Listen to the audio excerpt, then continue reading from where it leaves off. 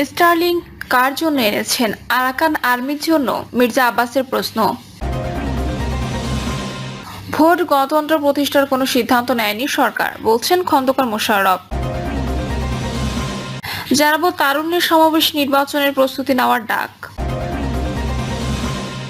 এবং সর্বশেষ জানাবো সরকারের বিরুদ্ধে নাশকতা সৃষ্টির পরিকল্পনা, কৃষক লীগ নেতা আটক। শুনছিলেন সংবাদ শিরোনাম, এবারে বিস্তারিত। স্টার্লিং কার জন্য এনেছেন? আরাকান আর্মির জন্য? মির্জা আব্বাসের প্রশ্ন। বাংলাদেশের স্যাটেলাইট ভিত্তিক ইন্টারনেট সেবা স্টারলিং কার স্বার্থে আনা হয়েছে অন্তর্বর্তীকালীন সরকারের উদ্দেশ্যে, সে প্রশ্ন তুলেছেন বিএনপির স্থায়ী কমিটির সদস্য মির্জা আব্বাস। তিনি বলেন, করিডোর নিয়ে কথা হচ্ছে, লাভ লোকসান দেখতে চাই না, যেমন ছিলাম তেমনই থাকতে চাই। আবার নিউ মোরিং টার্মিনাল দিয়ে দিতে যাচ্ছেন, দেশের মানুষকে বোকা ভাববেন না। স্টারলিং কিনেছেন কার জন্য? আরাকান আর্মির জন্য। আমরা কিন্তু স্টারলিং ছাড়াই চলেছি। করিডোর কার জন্য? আরাকান আর্মির মাল মশলা পাঠানোর জন্য। আমরা জীবন থাকতে দেশের স্বাধীনতা সার্বভৌমত্ব অটুট রাখবো। মির্জা আব্বাস বলেন, অন্তর্বর্তীকালীন সরকারের মাথা থেকে নিচ পর্যন্ত পচে গেছে। সরকার আরো বেশি দিন থাকলে আওয়ামী লীগ যা করেছে তার চেয়ে খারাপ হয়ে যাবে। তিনি বলেন, তারুণ্যের এই মহাসমাবেশে বিরাট বার্তা দিচ্ছেন, তা আমাদের আন্দোলন করেছেন। বর্তমানে অন্তর্বর্তীকালীন সরকার গণমানুষের আকাঙ্ক্ষিত সরকার আস্থার প্রতীক ছিল।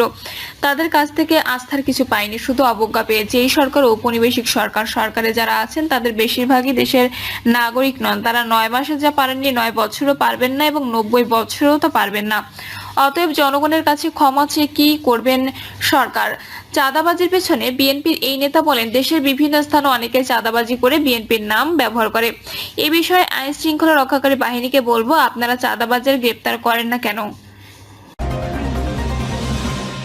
ভোট গণতন্ত্র প্রতিষ্ঠায় কোনো সিদ্ধান্ত নেয়নি সরকার, বলছেন খন্দকার মোশাররফ। ভোট বা গণতন্ত্র প্রতিষ্ঠার কোনো সিদ্ধান্ত অন্তর্বর্তী সরকার নেয়নি বলে অভিযোগ করেছেন বিএনপির স্থায়ী কমিটির সদস্য ডক্টর খন্দকার মোশাররফ হোসেন। তিনি বলেন, আমরা এই সরকারকে সমর্থন ও সাহস দিয়ে প্রত্যাশা করেছি অতি দ্রুত মানুষের নির্বাচনের অধিকার ফিরিয়ে দেবে, কিন্তু 10 মাস অতিক্রম করছে। আমরা দেখছি জনগণের অধিকারের মধ্যে সবচেয়ে গুরুত্বপূর্ণ হচ্ছে ভোটের অধিকার, আর ভোট ও গণতন্ত্র পুনঃপ্রতিষ্ঠার মতো এখনো পর্যন্ত কোনো সিদ্ধান্ত নেয়নি সরকার। খন্দকার মোশাররফ বলেন, আমরা বারবার তাদের বোঝানোর চেষ্টা করেছি কেন অতি দ্রুত নির্বাচন দরকার, কারণ সরকার দেশে বিদেশে নানা ষড়যন্ত্র করছে। নির্বাচনকে বিলম্বিত করার জন্য তারা ষড়যন্ত্র করছে। তা না হলে সংস্কার ও মামলার বিষয়টিকে নির্বাচনের সঙ্গে কেন যুক্ত করা হবে? তিনি বলেন, আমাদের নেত্রী 2030 ভিশন ঘোষণা করেছেন এবং তারেক রহমান 19 দফা কর্মসূচি নিয়ে জনগণের কাছে তুলে ধরেছেন। অর্থাৎ আমরা সংস্কার নিয়ে সবসময় চিন্তা করেছি, কিন্তু সকল সংস্কার এক কথায় করা যাবে না, এটি একটি চলমান প্রক্রিয়া। বিএনপি নেতা বলেন, আমরা চাই নির্বাচনের সংস্কার অতি দ্রুত শেষ করে ডিসেম্বরের মধ্যে নির্বাচন অনুষ্ঠিত হোক। তা না হলে তারুণ্যকে নিয়ে আমরা এই ষড়যন্ত্র মোকাবেলা করব। এই ষড়যন্ত্র জনগণকে মোকাবেলা করতে হবে। তারুণ্যের সমাবেশ নির্বাচনের প্রস্তুতি নেওয়ার ডাক। আগামী ডিসেম্বরের মধ্যে যাতে জাতীয় নির্বাচন অনুষ্ঠিত হয় তার প্রস্তুতি নিতে শুরু করেন। প্রত্যেকে নিজ নিজ এলাকায় যান, জনগণের পাশে দাঁড়ান, জনগণের মন জয় করুন, সে অনুযায়ী নির্বাচনের প্রস্তুতি নিন। বিএনপির ভারপ্রাপ্ত চেয়ারম্যান তারেক রহমান গতকাল রাজধানীর নয়াপল্টনে বিএনপির 3 অঙ্গ ও সহযোগী সংগঠনের উদ্যোগে আয়োজিত সমাবেশে নেতাকর্মীদের উদ্দেশ্যে একথা বলেন। বক্তৃতায় এক পর্যায়ে তিনি অন্তর্বর্তী সরকারকেও ডিসেম্বরের মধ্যে নির্বাচন অনুষ্ঠানের প্রস্তুতি নেওয়ার আহ্বান জানান। বেলা 3:30টার দিকে পবিত্র কোরআন তেলাওয়াতের মধ্য দিয়ে জাতীয়তাবাদী যুবদল, স্বেচ্ছাসেবক দল ও ছাত্রদলের যৌথ উদ্যোগে ঢাকা বিভাগীয় তারুণ্যের সমাবেশ শুরু হয়। তাতে লন্ডন থেকে ভার্চুয়ালি বক্তব্য দেন তারেক রহমান। তারেক রহমান বলেন, ফ্যাসিবাদ মুক্ত বাংলাদেশ আমরা দ্রুত জনগণের সরাসরি ভোটে জনগণের কাছে দায়বদ্ধ ও জবাবদিহিমূলক একটি সরকার দেখতে চায়। অন্তর্বর্তী সরকারের প্রতি আহ্বান জানিয়ে তিনি বলেন, আগামী ডিসেম্বরের মধ্যে জাতীয় নির্বাচন অনুষ্ঠিত হতে হবে। আমরা আবারও বলতে চাই, আগামী ডিসেম্বরের মধ্যে জাতীয় নির্বাচন অনুষ্ঠিত হবে।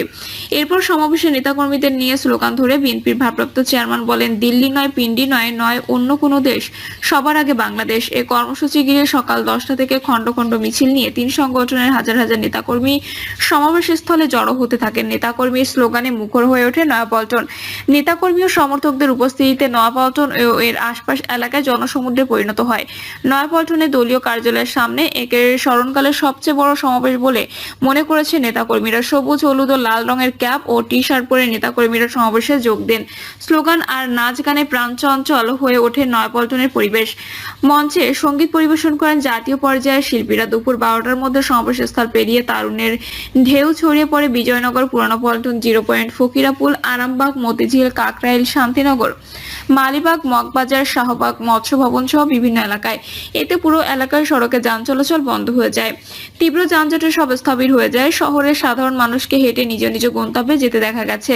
ব্যানার, জিয়াউর রহমান, খালেদা জিয়া ও তারেক রহমানের ছবি সংবলিত ফেস্টুন এবং মাথায় জাতীয় দলীয় পতাকা বেঁধে সমাবেশে আসেন নেতাকর্মীরা। ঢাকায় বিভিন্ন ওয়ান থার্ডারা সহ দলের 3 সাংগঠনিক বিভাগ, সিলেট, ফরিদপুর ও ময়মনসিংহের নেতাকর্মীরা এই সমাবেশে যোগ দেন। এটি এই 3 সংগঠনের বিভাগের সমাবেশ থাকলেও অন্যান্য জেলা থেকে নেতাকর্মীরা কর্মসূচিতে অংশ নিয়েছেন।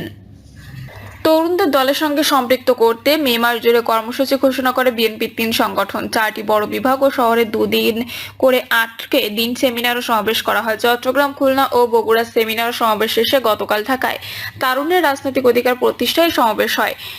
সমাবেশে তারেক রহমান বলেন, নির্বাচন নিয়ে টালভানা শুরু হয়েছে। অল্প সংস্কারের বেশি সংস্কারের অভিনব শর্তের আবর্তে ঘুরপাক খাচ্ছে আগামী জাতীয় নির্বাচনের ভবিষ্যৎ। এরই মধ্যে জনগণ বিশ্বাস করতে শুরু করেছে সংস্কার নিয়ে সময় ক্ষেপণের আড়ালে অন্তর্বর্তী সরকারের ভেতরে এবং বাইরে কারো কারো কিছু মনে হয় ভিন্ন উদ্দেশ্য রয়েছে। সমাবেশে ঢাকা দক্ষিণ সিটি কর্পোরেশনের মেয়র পদে বিএনপির প্রার্থী ইশরাক হোসেনকে দায়িত্ব বুঝিয়ে না দেওয়ার ক্ষোভ প্রকাশ করেন তারেক রহমান। তিনি বলেন, পলাতক স্বৈরাচারের সময় আমরা দেখেছি তারা কিভাবে আদালতকে অবজ্ঞা করেছে, আদালতের রায়কে অবজ্ঞা করেছে। অত্যন্ত দুঃখের সঙ্গে বলতে হয়, পলাতক স্বৈরাচারের পর যেই সরকারের কাছে দেশের মানুষ আশা করেছিল আইনের প্রতি সম্মান দেখাবে, আমরা দেখলাম আদালতের রায়ের প্রতি সম্মান না দেখিয়ে ইশরাক হোসেনকে ঢাকা দক্ষিণের মেয়রের দায়িত্ব গ্রহণে বাধা সৃষ্টি করেছে। সেই স্বৈরাচারের পুনরাবৃত্তি আমরা দেখতে পাচ্ছি। দলের নেতাকর্মীর উদ্দেশ্যে তারেক রহমান বলেন, যারা আইনের প্রতি শ্রদ্ধা দেখায় না, যারা আদালতের নির্দেশকে অবজ্ঞা করে, তাদের কাছ থেকে আমরা কতটুকু সংস্কার আশা করতে পারি? ইশরাকের শপথ গ্রহণে বাধা সৃষ্টি করে আজ আমরা আবারও স্বৈরাচারী মানসিকতার বহিঃপ্রকাশ দেখতে পাচ্ছি। সরকারের উদ্দেশ্যে তারেক রহমান বলেন, নিরপেক্ষতা এবং বিশ্বাসযোগ্যতাই কিন্তু অন্তর্বর্তী সরকারের প্রধান পুঁজি। তাই তাদের প্রতি আমাদের আহ্বান থাকবে, পরামর্শ থাকবে, জনগণের বিশ্বাস ভালোবাসা নষ্ট হয়ে অন্তর্বর্তী সরকারের এমন কোনো পদক্ষেপ নেওয়া সঠিক হবে না। একই সঙ্গে অন্তর্বর্তী সরকারের প্রতি আবারও আহ্বান জানিয়ে বলতে চাই, গণতন্ত্রকামী জনগণ এবং গণতন্ত্রের পক্ষে রাজনৈতিক দলগুলোকে দয়া করে প্রতিপক্ষ বানাবেন না। বিএনপি নেতা বলেন, যদি আপনাদের কেউ রাষ্ট্র পরিচালনায় থাকতে চান তাহলে সরকার থেকে পদত্যাগ করে জনগণের কাতারে আসুন, নির্বাচন করুন। যদি ভবিষ্যতে নির্বাচনে জনগণের রায় পান তাহলে আবার সরকারের দায়িত্ব গ্রহণ করুন। নতুন প্রজন্মের প্রায় 3.5 কোটি ভোটার সংযুক্ত হয়েছে জানিয়ে তারেক রহমান বলেন, এই নতুন ভোটাররা আজ পর্যন্ত একটি জাতীয় নির্বাচনের ভোট দিয়ে নিজের পছন্দের প্রার্থীকে জনপ্রতিনিধি নির্বাচিত করার সুযোগ পায়নি। সুতরাং সংস্কার ইস্যুর পাশাপাশি জাতীয় নির্বাচন অনুষ্ঠানের জন্য অন্তর্বর্তী সরকারের দৃশ্যমান প্রস্তুতি নেওয়া উচিত।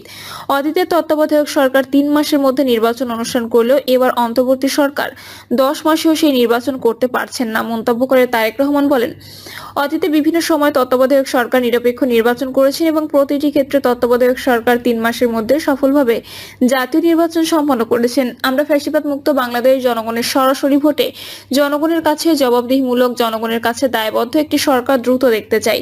সমাবেশে বিএনপি জ্যেষ্ঠ নেতারা বক্তব্য দেন। উপস্থিত ছিলেন দলের সর্বস্তরের নেতা। সমাবেশে স্থায়ী কমিটির সদস্য ডক্টর খন্দকার মোশাররফ হোসেন বলেন, আমরা বারবার তাদের বোঝানোর চেষ্টা করেছি কেন অতি দ্রুত নির্বাচন দরকার, কারণ দেশ বিদেশে নানা ষড়যন্ত্র চলছে।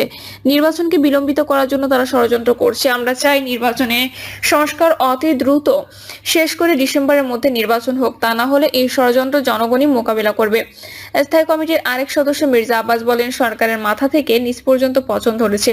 এভাবে চলতে থাকলে আওয়ামী লীগ যা ক্ষতি করেছে এরা তার চেয়ে বেশি ক্ষতি করবে। অন্তর্বর্তী সরকারের কড়া সমালোচনা করে তিনি বলেন, এই সরকার দেশের মানুষকে অবজ্ঞা করেছে। এই সরকার ঔপনিবেশিক সরকার। সরকারের মধ্যে যারা আছেন তার 90 ভাগই এদেশের নাগরিক নন।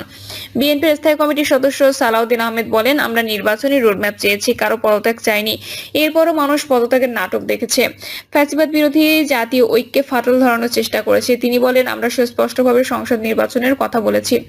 আশা করি আইনের শাসন কায়েম হবে। ইশরাকে দক্ষিণ সিটি কর্পোরেশনের মেয়র পদে শপথের ব্যবস্থা করবেন, নির্বাচনের রোডম্যাপ ঘোষণা করবেন। আর যদি না করে, নির্বাচনের দাবিতে যদি দেশের মানুষকে আন্দোলন করতে হয় তাহলে সেটা হবে দুর্ভাগ্যজনক। স্থায়ী কমিটির সদস্য আমির খসরু মাহমুদ চৌধুরী বলেন, এই সমাবেশ গণতন্ত্রের বার্তা দিচ্ছে। গণতন্ত্রের বার্তা হচ্ছে নির্বাচন নিয়ে কোনো হেলাফেলা করবেন না।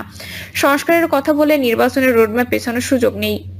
বিচারের কথা বলে রোডম্যাপ পেছানোর সুযোগ নেই। তিনি বলেন, কান পেতে শুনুন, সংস্কার করবে দেশের জনগণ। যতই গুরুত্বপূর্ণ হোক, সেই সংস্কার ব্যালট ভোটের মাধ্যমে হবে, আপনাদের মাধ্যমে হবে না। আমির খসরু বলেন, শেখ হাসিনার পতন না হলে এই লোকগুলো কোথায় থাকতো? কেউ বিদেশে, কেউ চাকরিতে, আমরা থাকতাম জেলে, না হয় ফাঁসির মঞ্চে। তাই তোমাদের উপর ভরসা নেই। বিচার বিএনপি করবে। ভোটের মাধ্যমে নির্বাচিত সরকার গঠন করতে হবে। সেই নির্বাচন বিলম্বিত করা হলে তরুণরা জবাব দেবে। প্রিয় দর্শক, এই ছিল এখনকার সর্বশেষ সংবাদ। আপডেট সব সংবাদ পেতে চ্যানেলটি সাবস্ক্রাইব করে বেল আইকনটি ক্লিক করে রাখুন।